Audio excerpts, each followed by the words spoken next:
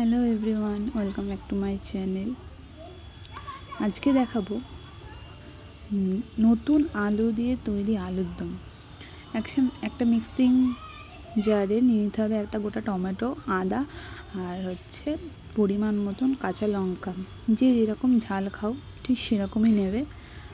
দিয়ে অল্প জল দিয়ে এটাকে একটা পেস্ট বানিয়ে নিতে হবে। দেখো আমি অল্প জল দিয়ে দিয়েছি, এটাকে একটা পেস্ট করে নিচ্ছি আমি। দেখো পেস্ট আমার হয়ে গেছে। ঠিক এই পর্যায়েতেও তোমরা রাখতে পারো, আরও পেস্ট করতে চাইলে আরও একটু পেস্ট করে নিতে পারো। আমি দেখো একটা বাটির মধ্যে ঢেলে নিচ্ছি।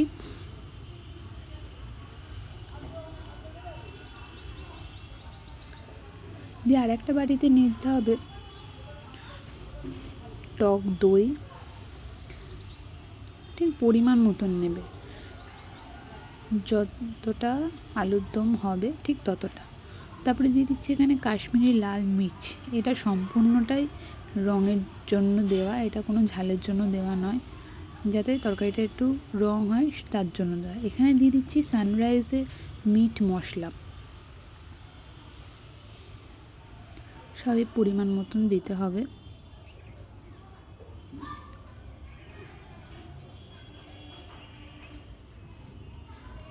এই দেখো সানরাইজের মিট মশলাটা আমি দিয়েছি। এই সানরাইজের মিট মশলাটা তোমরা ব্যবহার করতে পারো, খুব ভালো।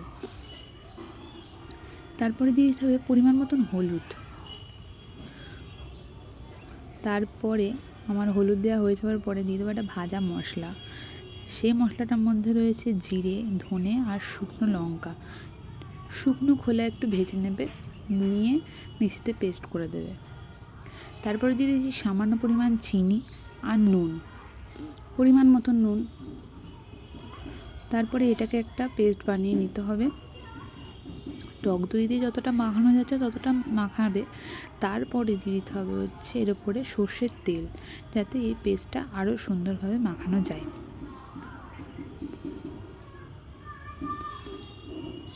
দেখেন পরিমাণ মতো সর্ষের তেল দিয়েছি, যাতে এই পেস্টটা যাতে খুব ভালোভাবে হয়।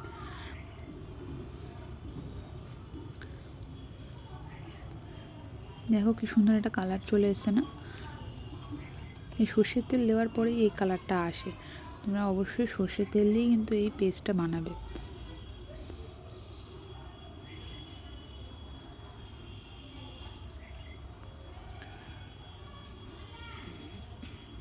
কোনো দানা যাতে না থাকে, কোনো মশলার দানা যাতে না থাকে, সেইভাবে পেস্টটা তৈরি করতে হবে।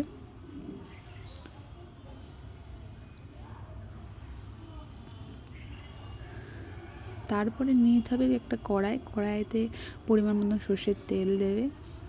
সেই অনুযায়ী সর্ষের তেল দেবে যতটা লাগবে, কারণ ওই মশলাটার ভিতরেও তেল দেয়া আছে অনেকটাই।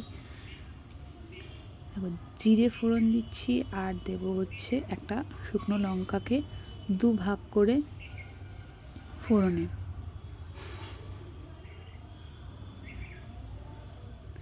এই দেখো আলুগুলো সিদ্ধ করে আমি আগে থেকেই রেখে দিয়েছি, সেই সিদ্ধ করাটা আর দেখাইনি আমি তোমাদের। তোমরা আলুটা পরিমাণ মতো সিদ্ধ করে নেবে। তারপরে আমরা ওটাকে কড়াইতে দিয়ে ভালোভাবে নাড়বো। একটু দেখবো যে লাল লাল হয়ে যাচ্ছে, তারপরে দেখবো যে পাশে লেগে লেগে আসছে, সেই পর্যায়ে দিয়ে দেবো ওই টমেটো, আদা আর লঙ্কা যে পেস্টটা করে রেখেছিলাম, ঠিক সেই পেস্টটা।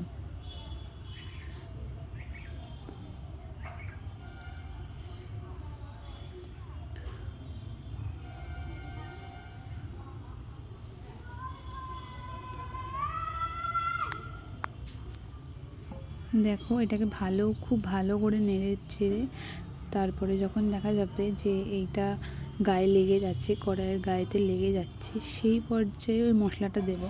এখনও পর্যন্ত এটা গায়ে লাগেনি বলে আমি দিইনি। দেখো এটা খুব ভালোভাবে আলুতে লেগে গেছে, টমেটো, লঙ্কা আর আদার যে পেস্টটা দিয়েছিলাম।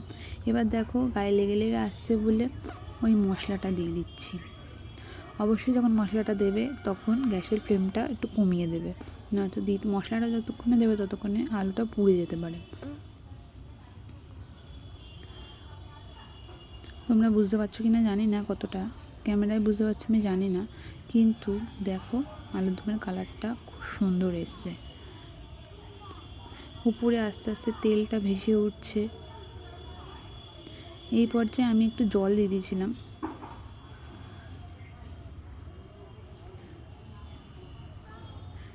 ফুটছে, ফোটা হয়ে গেছে, দেখো উপরে তেলটা ভেসে উঠেছে। এই পর্যায়ে দিয়ে দেবো হচ্ছে ধনেপাতা, পরিমাণ মতন ধনেপাতা দিয়ে দিয়েছি। এই শীতের সময় ধনেপাতা, মটরশুঁটি এইসব দিলে তরকারিগুলোর কিন্তু স্বাদ আরও বাড়িয়ে দেয়। তোমরা চাইলে ধনেপাতা, মটরশুঁটি দিতে পারো। আমার কাছে ধনেপাতাটাই ছিল, মটরশুঁটিটা ছিল না, তার জন্য মটরশুঁটি আমি দিতে পারিনি। তোমরা মটরশুঁটিও দিতে পারো।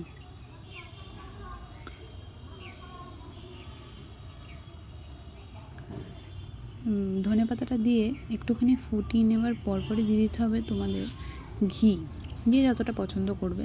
আমি 1 চামচই দিয়েছি এখানে, তোমরা চাইলে আর একটু দিতে পারো। আর দেবে হচ্ছে গরম মশলা।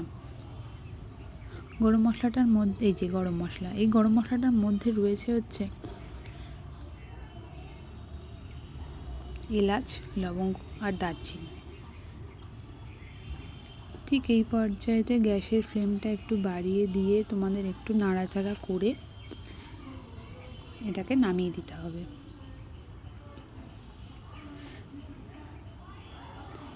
দেখতে পাচ্ছ আমি একটুখানি নাড়িয়ে দিলাম, তারপরে গ্যাসের ফ্লেমটা একটুখানি বাড়িয়ে দেব, যাতে একটুখানি ফুটে যায়, যাতে গরম মশলার গন্ধটা যাতে নাকে বেশি না যায়।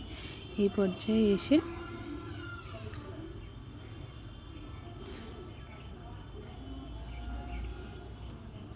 তোমাদের ভালো লাগলে একটা like, comment, share and subscribe করে দিও আমার চ্যানেলটা।